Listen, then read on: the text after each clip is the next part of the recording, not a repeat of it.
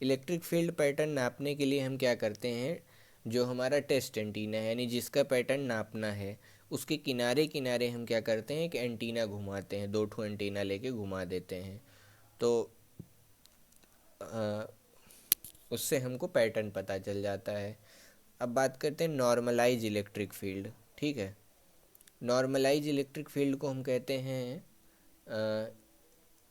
E N, normalise electric field E N as a function of theta comma phi, theta comma phi, ठीक, is equal to E theta comma phi upon E max. ठीक है, theta comma phi यानी जो अब normalise pattern बनाने के लिए हम क्या करते हैं, जैसे अगर हम इलेक्ट्रिक फील्ड नाप रहे हैं तो अगर हम उसी के मैक्सिमम इलेक्ट्रिक फील्ड से डिवाइड कर देते हैं, ठीक है, तो वो बन जाता है डायमेंशनलेस। इसका फ़ायदा ये होता है कि हमको एक अब जो इलेक्ट्रिक फील्ड मिलती है उसमें डायमेंशन नहीं होता, और उसको हम बोलते हैं नॉर्मलाइज इलेक्ट्रिक फील्ड। ठीक है, आता है electric field pattern. Electric field pattern को हम प्लॉट करते हैं दो तरह से, पावर पैटर्न को प्लॉट भी करते हैं। अब ये था किसी एक पॉइंट के अक्रॉस हम इसको नाप रहे थे कि यहाँ यहाँ यहाँ ये पॉइंट भी है, कहीं एंटीना रखा रहा होगा तो यहाँ पर हम कहीं नाप रहे हैं।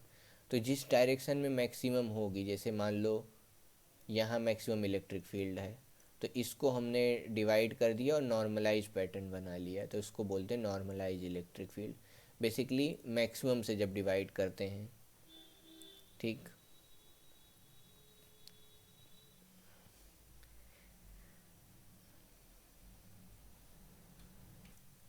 तो मान लो हमने एक पैटर्न डिफाइन किया कि ये लोब ऐसा है, एक लोब हो गया, इसमें कुछ छोटे छोटे साइड लोब हो गए जिनकी ज़रूरत नहीं है हमें, ये बैक लोब हो गया एक। ठीक, तो अगर हम देखें यहाँ पर इस डायरेक्शन में, इस डायरेक्शन में, इस डायरेक्शन में, यहाँ पर ऐसे, तो यहाँ पर देखेंगे कि जो हमारी वेव है, वेव की जो इंटेंसिटी है, इलेक्ट्रिक फील्ड की जो इंटेंसिटी है वो बहुत कम है, जीरो है। ठीक, तो यही है नल डायरेक्शन। अब अगर हम यहाँ से देखें कैसे टच करता हुआ दो एक्सिस ड्रा किया हूँ, ठीक है, इसको हम बोलते हैं, यहाँ पहला नल मतलब मेजर लोब के बाद हमें पहला नल मिला है, तो इसको फर्स्ट नल बीम विड्थ बोलते हैं इस एंगल को।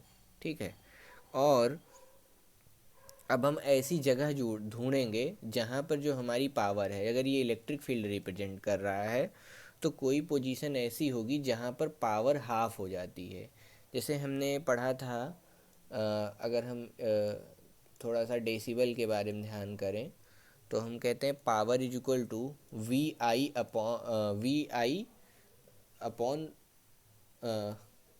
√2 ऐसा कुछ कहते हैं ना, VRMS/IRMS डिवाइडेड बाई √2 ऐसा कुछ इससे रिलेटेड। तो वहाँ अगर हम देखेंगे, या फिर ऐसे ही चलो लिखते हैं, मान लो power is equal to VI लिखा हमने। ठीक है, हमने कहा कि पावर कब आधी हो जाएगी, तो पावर को आधी अगर हमें करना है तो P/2 किया इज इक्वल टू VI/2 किया।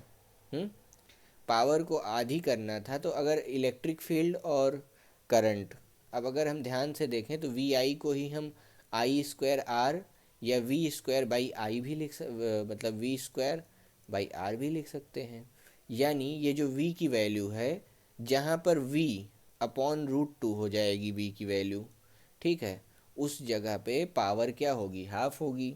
तो यानी ऐसी जगह जहाँ पर पावर हाफ हो रही हो उसको बोलते हैं हाफ पावर बीम विड्थ। ये इलेक्ट्रिक फील्ड का पैटर्न हुआ, और ऐसे ही नॉर्मलाइज पावर को भी हम डिफाइन करते हैं। तो ये तो चलो फर्स्ट नल, ये बाहर वाला जो एंगल है इसको कुछ भी बोल देता हूँ, θ2 बोल देता हूँ, तो इसको फर्स्ट नल बीम विड्थ बोलते हैं। और इसको, ये जो एंगल बन रहा है जहाँ पे पावर आधी हो रही हो, उसको हम बोलते हैं half power beam width. Normalised power क्या है, नॉर्मलाइज्ड पावर कुछ नहीं है, जैसे ही हमने नॉर्मलाइज इलेक्ट्रिक फील्ड पढ़ी थी वैसे ही normalised power P N is equal to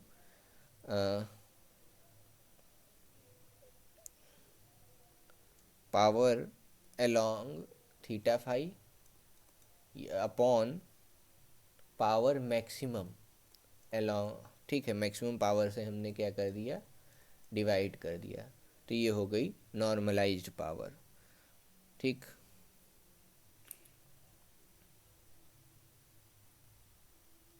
normalise power pattern, तो पावर पैटर्न भी वैसे ही बनेगा जैसे इलेक्ट्रिक फील्ड का बना था। ठीक, ये लोब हो गए कई सारे, ये बैक लोब हो गया।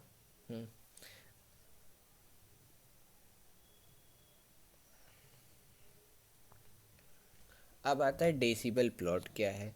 तो हम कहते हैं कि जब हमें डेसिबल स्केल में कोई चीज़ लिखना हो, डेसिबल स्केल में अगर हम किसी चीज़ को लिखना चाहते हैं तो हम लॉग लेकर के लिखते हैं। ठीक है, डेसिबल,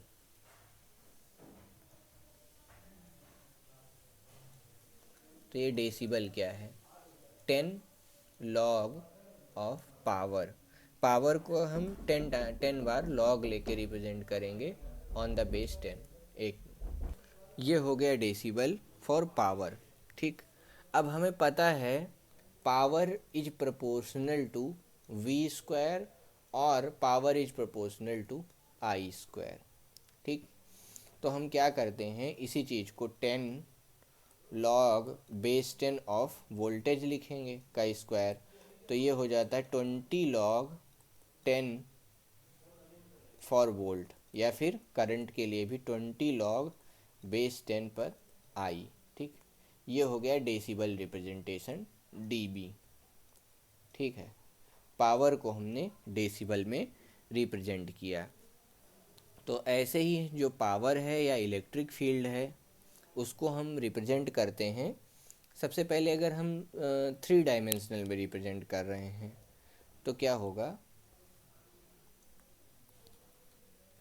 3D में क्या होगा, देखो ये रहा। अब क्या किया हमने, ये हो गया,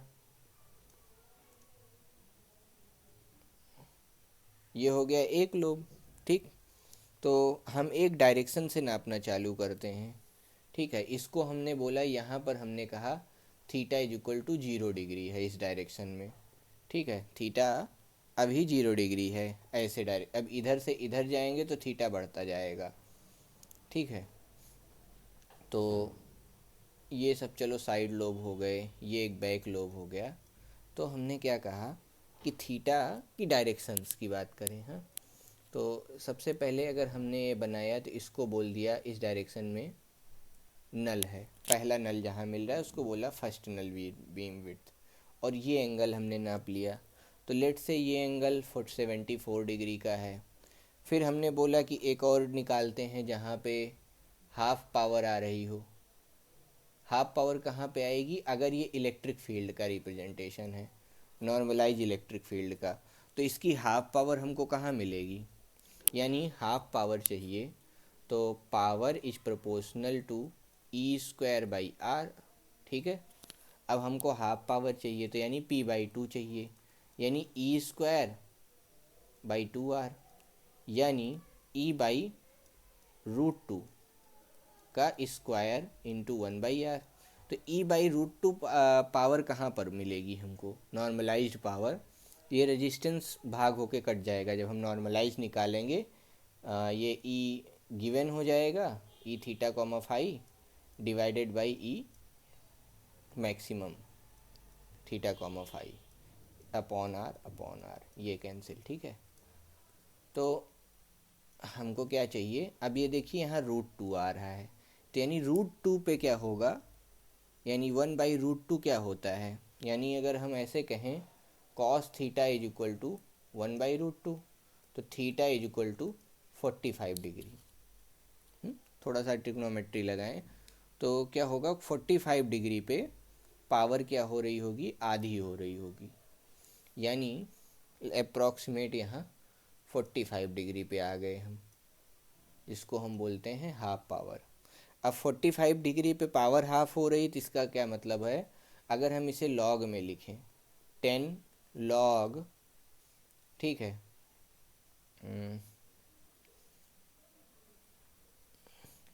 20 लॉग e/√2, ऐसा कुछ हम लिखते हैं, √2 पे जो है जो भी हो रहा है। तो हम इसी को 3D, इसको सॉल्व करके ये कई बार हम निकाल के इसी चीज़ को हम बोलते हैं 3dB, जहाँ पे पावर हाफ हो रही होती है।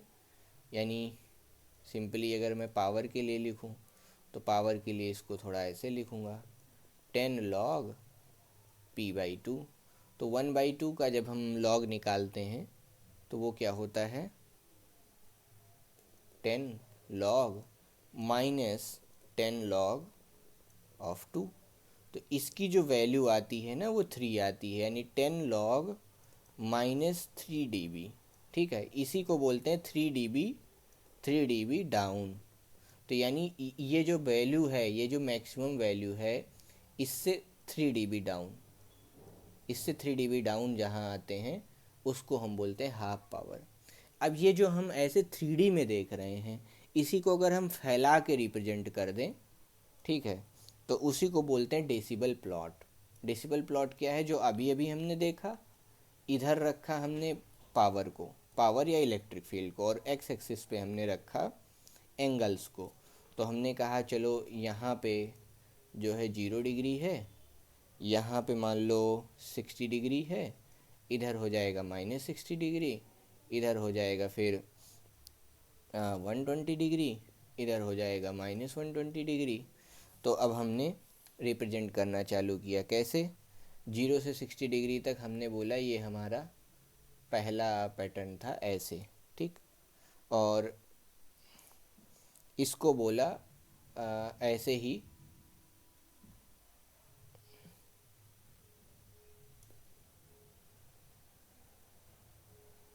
ऐसे हमने बना दिया। अब मैं क्या कहूँगा कि जैसे पिछले में था ना, ये इसी को हमने फैला के रिप्रेजेंट किया, फैला के ऐसे, ठीक। तो अब जहाँ पे हमें पहली बार नल मिल रहा है वहाँ हमने एक लाइन ड्रॉ की, ये यहाँ पे हमें लाइन मिल रही है, ठीक है। अब ये जहाँ पे भी मिल रहा होगा इसको हम क्या बोलेंगे,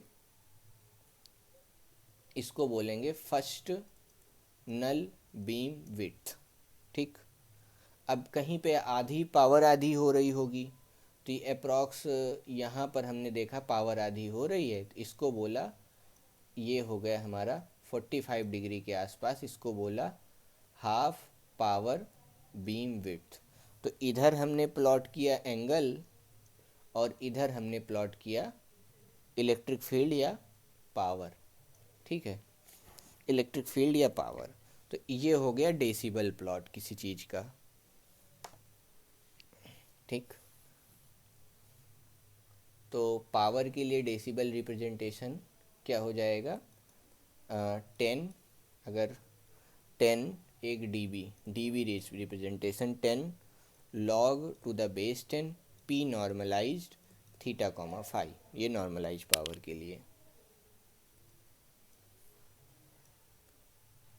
तो इसका नाम लिख देता हूँ, जहाँ HPBW लिखा हो, ये क्या है, हाफ पावर बीम विड्थ, यानी बीम की वो वाली विड्थ, यानी वो चौड़ाई बीम की जहाँ पर पावर हाफ हो जा रही, और जहाँ पर पहली बार नल मिल रहा होगा, फर्स्ट नल बीम विड्थ।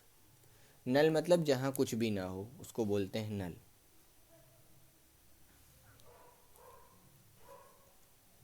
ये क्या है, angular distance where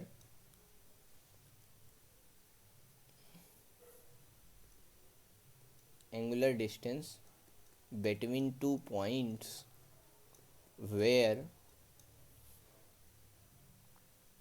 radiation drops to zero first time, मतलब रेडिएशन जहाँ पर पहली बार में जीरो हो जाए, वैसी दो लोकेशंस के बीच में हम एंगल निकालते हैं, उसको बोलते हैं फर्स्ट नल बीम विड्थ। और हाफ पावर वाले में angular distance where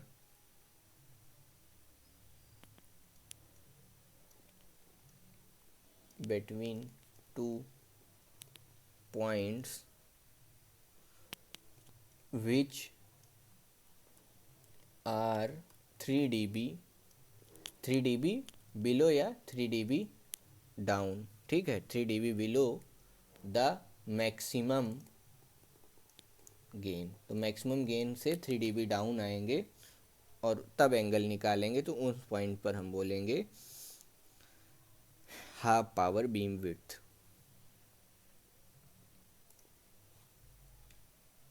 side lobe level क्या है, या इसको SLL भी लिखा हो सकता है, वो ये है कि ratio of side lobe peak to main lobe, ठीक है, मेन लोब, मतलब इसको हम बोलेंगे, इसको लिख सकते हैं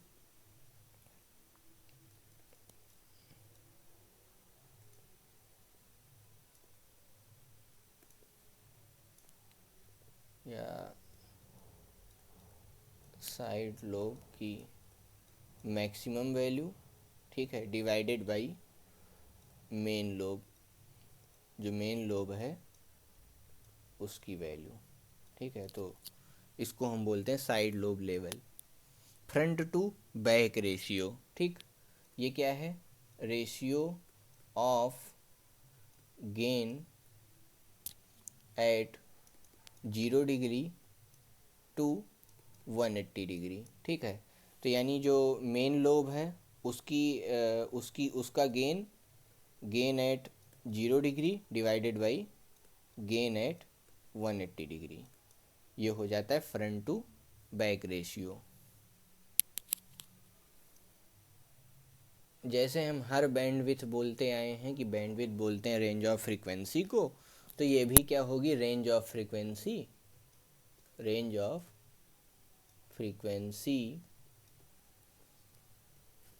ओवर विच एंटीना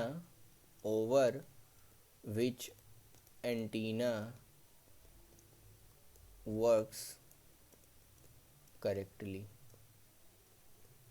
ठीक है।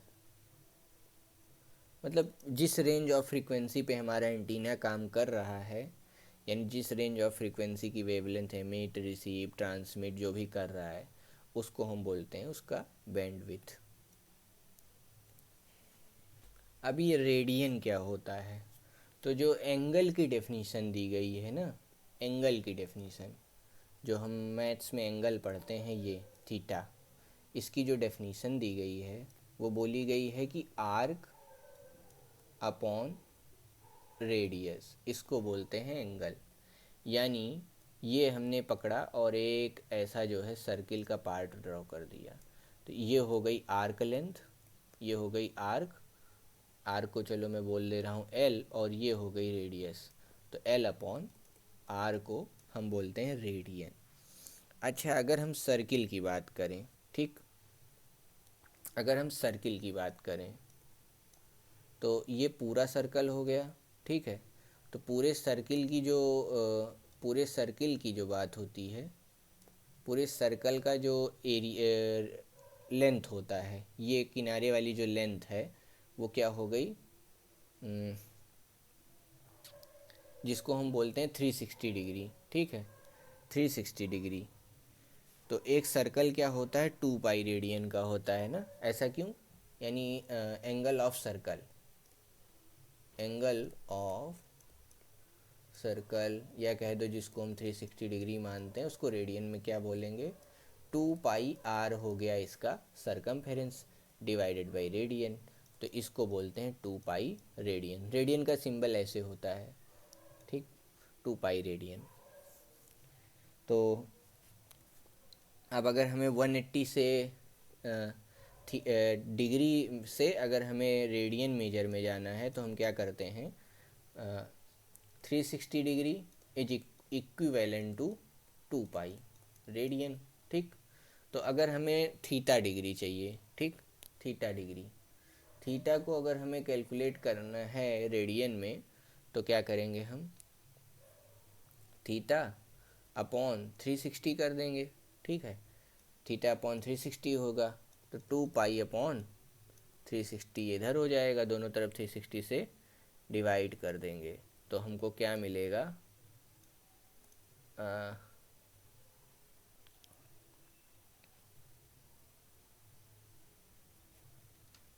यहीं यूनिटरी मेथड से चलो लिखता हूँ, 360 degree equivalent to 2 pi radian, तो 1 degree is equivalent to 2 pi upon 360। ठीक, तो इसको बोलते हैं पाई अपॉन 180। ठीक, पाई अपॉन 180 से जिसमें भी हम मल्टीप्लाई कर देंगे तो वो जो डिग्री है, डिग्री से रेडियन में कन्वर्जन हो जाएगा। इसके बाद आता है स्टेरेडियन। ठीक है, स्टेरेडियन की बात करता हूँ अब। स्टेरेडियन, स्टेरेडियन क्या है, इसी को हम बोलते हैं सॉलिड एंगल। सॉलिड एंगल कैसे, अब 3D में क्या होगा, मान लो हमने एक स्फेयर का हिस्सा एज्यूम कर लिया। ठीक है, ये हमने बोला एलिमेंटल एरिया dA, और इसकी जो है डिस्टेंस को हमने बोला, यहाँ से यहाँ तक की जो डिस्टेंस है उसको हमने बोला r²। तो एक स्टेरेडियन जो है होता क्या हो जाएगा, स्टेरेडियन क्या हो जाएगा, एरिया अपॉन रेडियस का स्क्वायर, ऐसे डिफाइन करेंगे। तो फॉर अ स्फेयर, ठीक, फॉर अ स्फेयर, ठीक, solid angle, area of sphere क्या होता है, area of sphere divided by radius का स्क्वायर, तो ये हो जाएगा 4 पाई r² डिवाइडेड बाई r², तो ये होता है 4 पाई स्टेरेडियन का। तो एक स्टेरेडियन को जो है हम कैसे रिप्रेजेंट करते हैं, एक रेडियन का स्क्वायर, या सॉलिड एंगल ऑफ स्फेयर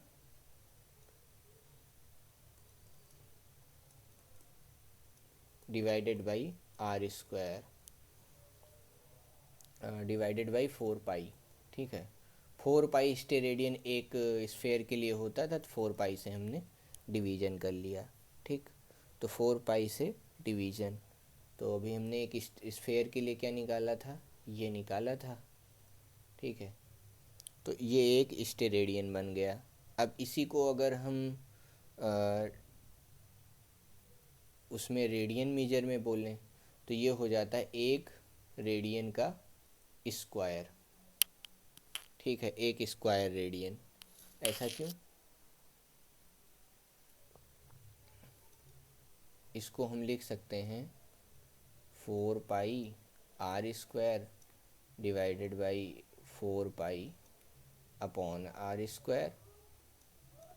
ठीक है, तो हमने एक एलिमेंटल एक लेंथ निकाली, ये सब तो डिवाइड हो जाएगा, आर आर कट जाएगा। तो अगर हम ध्यान से देखें तो हमें चाहिए होगा,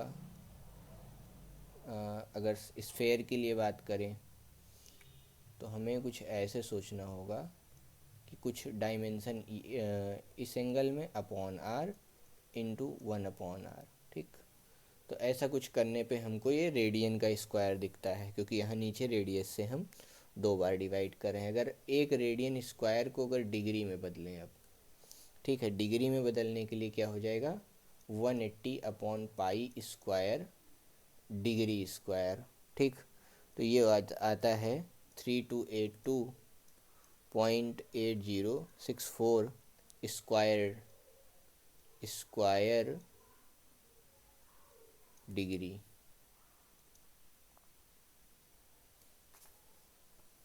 तो 4 पाई स्टेरेडियन को हम लिखते हैं 4 पाई इंटू 3282.8।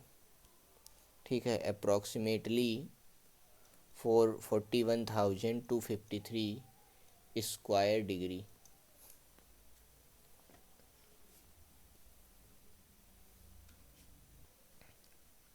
बीम एरिया क्या होता है?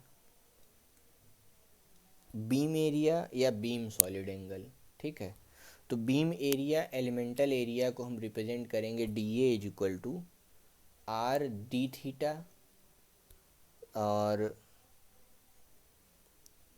Into R sine theta D phi. Spherical system में हम एरिया को ऐसे लिखते हैं, डी थीटा के साथ आर आता है और डी फाई के साथ आर साइन थीटा आता है, ठीक है। क्योंकि थीटा भी डायमेंशन लेस है और फाई भी डायमेंशन लेस है। तो हमें एरिया अगर निकालना है तो जैसे मान लो ये आर है, ठीक है। अब एक एंगल हम ऐसे नापते हैं थीटा में और एक इधर ऐसे नाप रहे होते हैं फाई में, ठीक है। थीटा और फाई में एक एंगल ऐसे नाप रहे होते हैं फाई वाला। तो ये जो आर है इसका प्रोजेक्शन क्या होता है? आर साइन थीटा, ठीक। अब एरिया अगर हमें निकालना है तो अगर कोई आर्क बनता है यहाँ से यहाँ तक का, अगर आर्क बनता है ऐसे, या ऊपर अगर इस डायमेंशन में देखें थीटा के उसमें, तो ऐसे आर्क बनता है। तो आर्क बना, ये थीटा एंगल है और ये डी थीटा है, ठीक। और ये डिस्टेंस आर है। तो इस जो आर्क की लेंथ होगी ना, इस आर्क की लेंथ होगी आर इंटू डी थीटा। कैसे होगी? मतलब D theta is equal to ये आर, ये जो लेंथ है इसको चलो मैं आर एल बोल देता हूँ, एल बाई आर। तो आर्क लेंथ क्या हो गई? L is equal to R D theta. वैसे ही यहाँ जो फाई वाला है इसके लिए D phi is equal to L upon R. L two चलो इसको बोल देता हूँ, ठीक है। ये एल वन हो गया। तो एल टू क्या निकल के आएगा? एल टू निकल के आएगा आर साइन थीटा। अब यहाँ क्या हो जाएगी? ये डिस्टेंस देखो आर साइन थीटा है, R sine theta D phi. तो अब अगर हमें एरिया निकालना है तो एरिया क्या हो जाएगा? L one into L two. तो उससे निकल के आता है R D theta, R sine theta D phi. अब इसको अगर हम और बढ़िया से लिखें तो D A is equal to R square sine theta D theta D phi. अब हमें डी थीटा डी फाई में कन्वर्ट करना है, डी थीटा डी फाई में कन्वर्ट करना है तो हम इसको लिखते हैं स्टेरेडियन, एलिमेंटल स्टेरेडियन एंगल। तो ये हो गया एरिया, ठीक है। एलिमेंटल एरिया डी ए, ठीक है। D A divided by distance का स्क्वायर यानी आर स्क्वायर। तो ये हो जाएगा sine theta D theta D phi. तो इसको बोलते हैं डी ओम। डी ओम ऐसे निकल के आता है। Beam area in terms of power, normalise power, ठीक है, नॉर्मलाइज्ड। तो बीम एरिया इसको हम लिखते हैं थीटा जीरो से टू पाई तक जाता है, मतलब फाई जो है जीरो से टू पाई तक जाता है, और जो हमारा थीटा है जीरो से 180 डिग्री जाता है। P N normalise power theta comma phi into sine theta D phi, ठीक।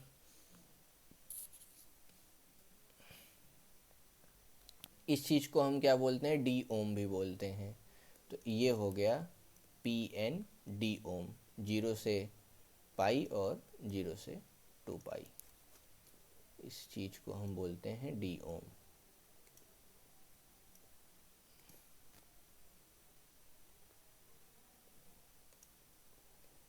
ये हो गया डी ओम।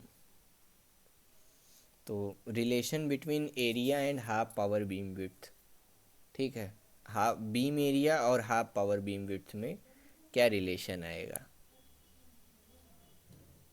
जो बीम एरिया है इसको हम अप्रॉक्सीमेटली बीम एरिया, अप्रॉक्सीमेटली हम लिखते हैं, ये किसके इक्वल है? Half power beam width along theta and half power beam width के अलोंग जो है हाफ पावर के अलोंग फाई। इन दोनों का मल्टीप्लाई कर देते हैं तो ये निकल के आता है अप्रॉक्सीमेट बीम एरिया, ठीक है। ये अप्रॉक्सीमेट वैल्यू है। तो ये हो गया relation between half power beam width and beam area, ठीक है।